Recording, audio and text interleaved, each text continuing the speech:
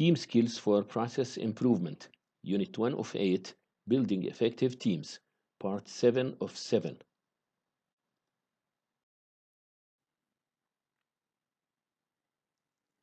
Quality Improvement Teams.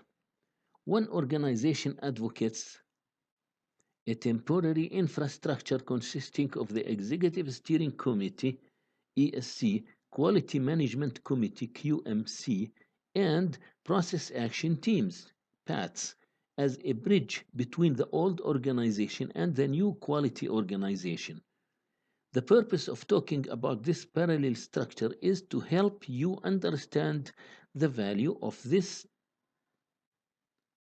team approach to organizational performance.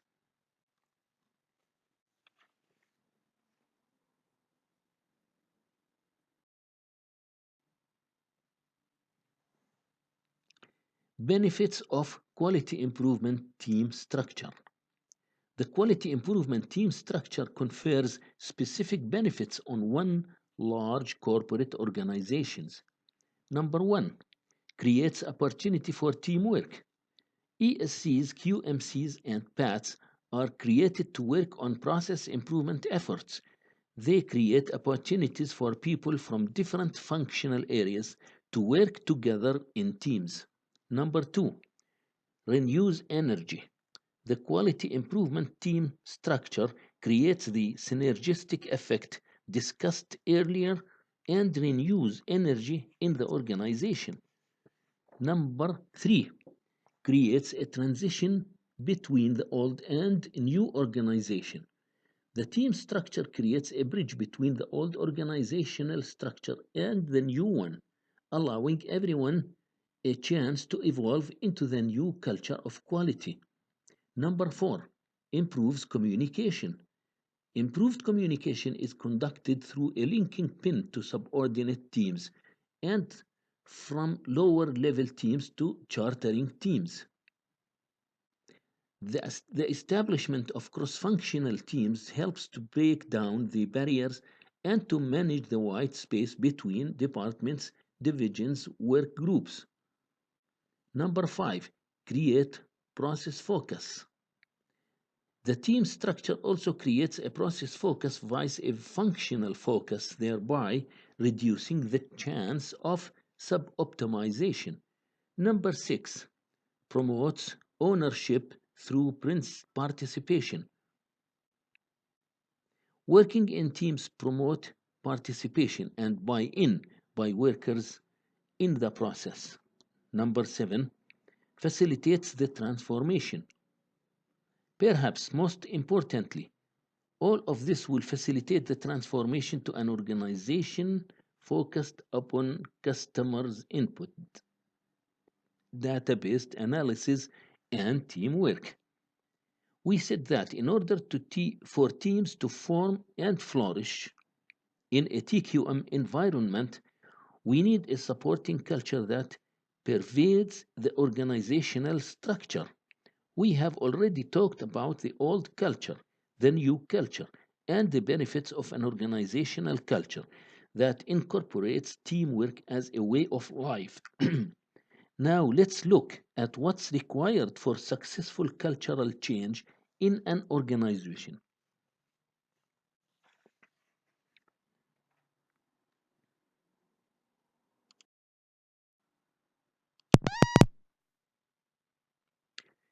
Leadership is the most critical element of successful cultural change.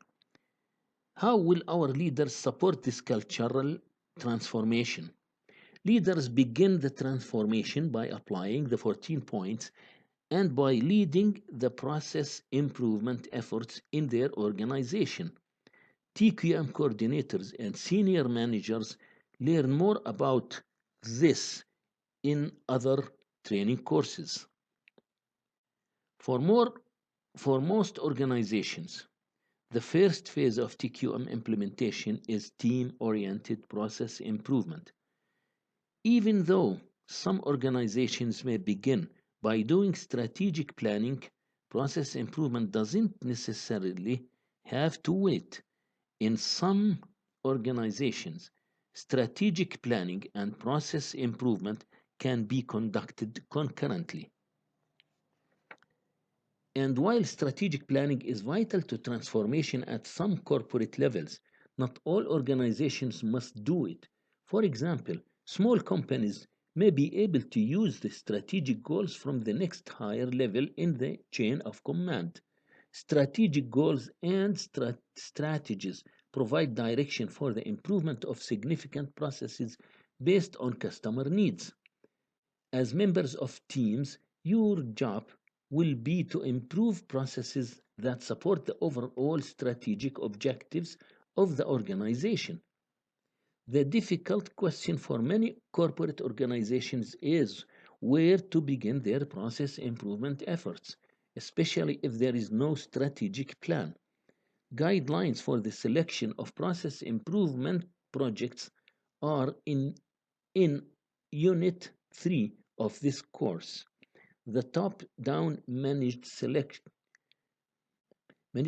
selection of process improvement projects promotes an understanding of the philosophy itself and gains that can be derived from the application of TQM methods and tools.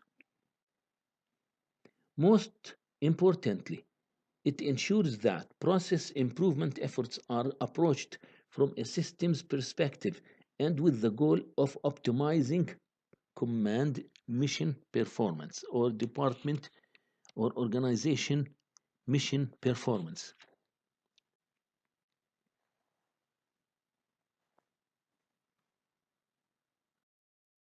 Summary. We have introduced some basic concepts necessary for promoting team success. We have learned number one, characteristics of effective teams. We learned the differences between a group and a team and learned the qualities that cause teams to be successful. Number two, advantages of working in teams.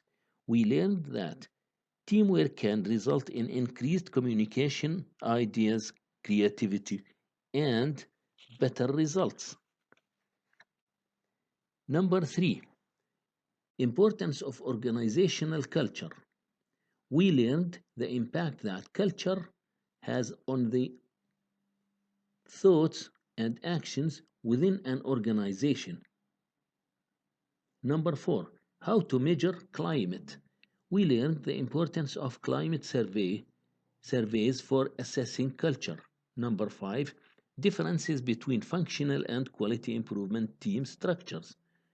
We saw how quality improvement team structures help facilitate process improvement efforts. Number six, the role of leaders in cultural transformation. We discussed how leadership is the most critical element of successful cultural change. We touched on the importance of process improvement and issues related to strategic planning as challenges for the total quality leader in guiding the change.